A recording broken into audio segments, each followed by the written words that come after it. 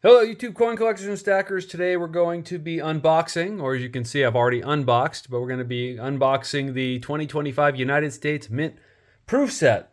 And as you can see here, I went ahead and loaded up on them. Probably not the best idea, given that they haven't sold out yet. I thought that with all the hubbub about the Lincoln cent in particular being discontinued, or rumors of it being discontinued this year, and some of the nosebleed prices on eBay that we were seeing for this guy, I figured I'd go ahead and load up.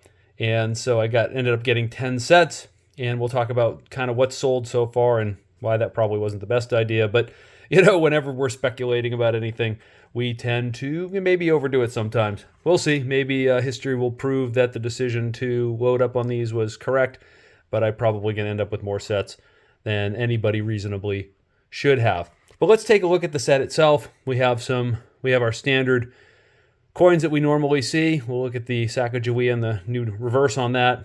We have this is the last year of the American Women Quarters program. We're going to look at these quarters and the designs on them as well. So let's talk about some of these folks.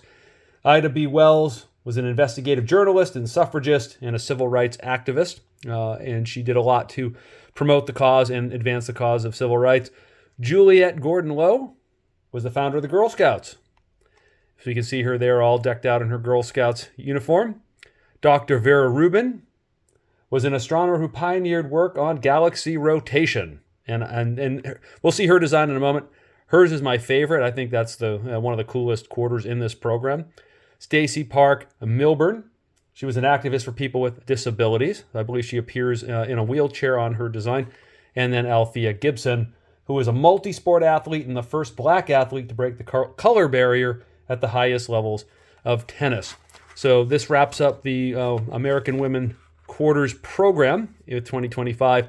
And as we know, it gets quite exciting next year because we have the sesquicentennial, or 152, sorry, I'm probably getting that wrong, but it's 250 years since the signing of the Declaration of Independence. So there's going to be all sorts of 250th anniversary coins coming out next year, which is going to be very exciting. But let's open this up here and take a look at what's inside. We have, of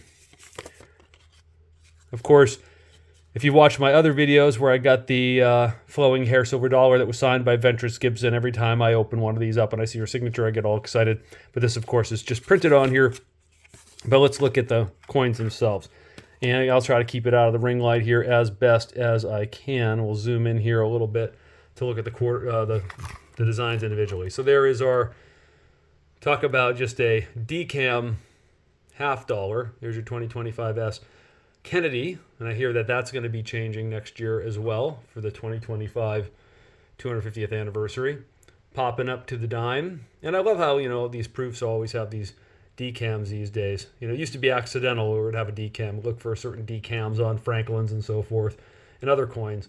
But they obviously know how to do it intentionally these days. I love proof pennies. And this is the reason, again, this penny here is why I ended up buying so many of these sets. These were selling for, at one point, up to $80 each on eBay. Of course, this is all settled down now that people can just buy them from the mint. And we'll talk about the sales numbers. But this was the reason I got so many of these. Rumors that this was the last year we would have this. And then the nickel. Again, there's rumors that the nickel may go away. And if we look at the sales or the production numbers for the nickel this year, they are so far significantly up over 2024. So 2024 will remain I don't know if we'll call it a key date or semi-key, but certainly more of a rarity than any other modern minted nickel since 2009. There's Sacagawea, which has been around since 2000 in one form or another. Of course, the last couple of years they've been varying the reverse on this.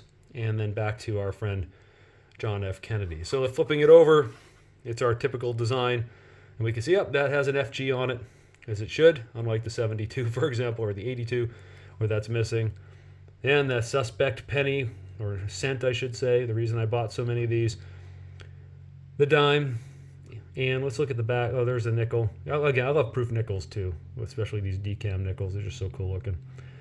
And here is and you guys you can comment below, but Mary Kowina Pakui is how I'd pronounce that. That could be incorrect, but that's who is on the reverse of the $1 Sacagawea coin this year. And it kind of makes sense. We're wrapping up the American Women Quarter series that we would end with another woman on the back. And I did not take a moment to look her up. I probably should have. Give some more information on her. I will do so after I wrap the video, just so I can learn for myself. Now, moving on from these kind of your standard designs that we see every year, we stay in 2025 with this obverse of George Washington that was designed by Laura Garden Frazier.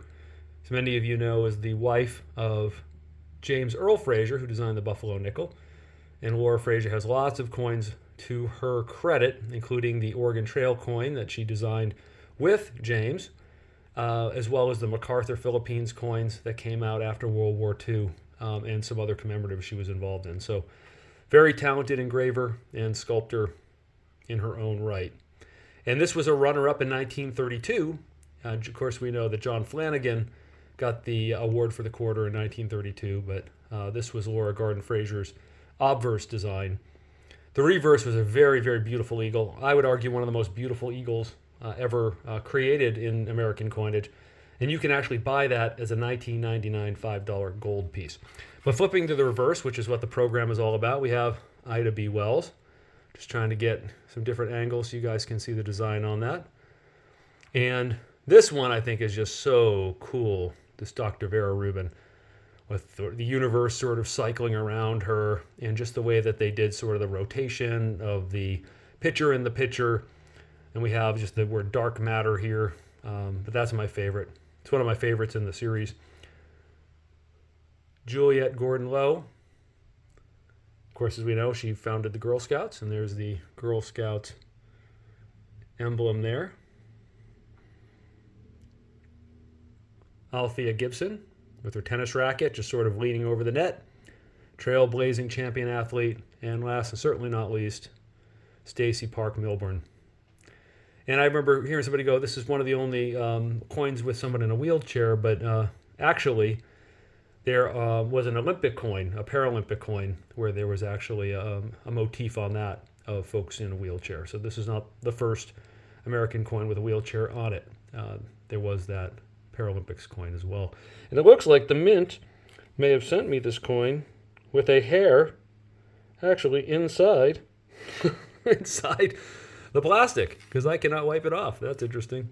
We'll take a look at that a little more closely later. But let's talk about the production on these. I'm going to zoom out a little bit here, and we'll just sort of look at the box because it's a lot less reflective. So what is going on with this proof set? So far, at least through March 2nd, 2025, 167,050 of these sold. So they'll update the numbers on Tuesday, day after tomorrow. Today's Sunday that I'm filming this, and we'll get another update. The production limit itself is 420,002. And what's interesting is there's a mintage limit of 420,002 and a production limit of 420,002.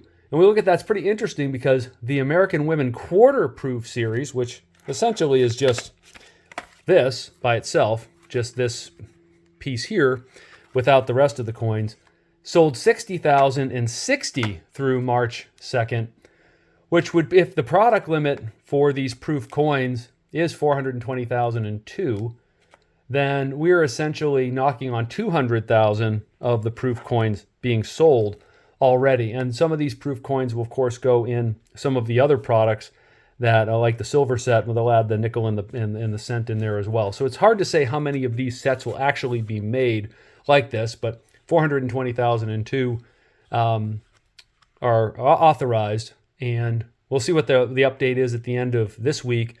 But I'd be curious to see if we get over 50%. We're not quite there yet. We're probably closer to 40% of these being sold out. I thought they would sell out the first day, and I definitely probably have more of these than I would like to have at this point. I'm kind of kicking myself. But again, history may prove me right if these sell out. And they kind of like the 2012, if you guys know about the 2012 proof set, that always carries a premium, even though it's not particularly rare, it's not particularly hard to find.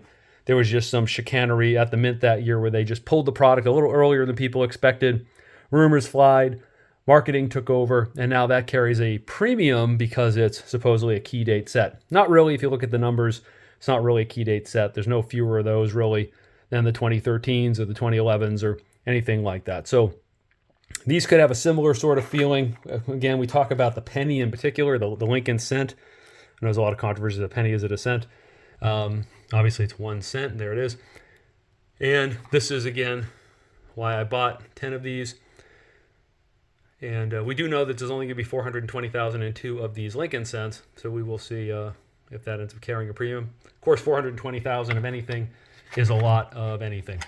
Well, thank you guys again for watching. As always, don't forget to like and subscribe. And happy collecting.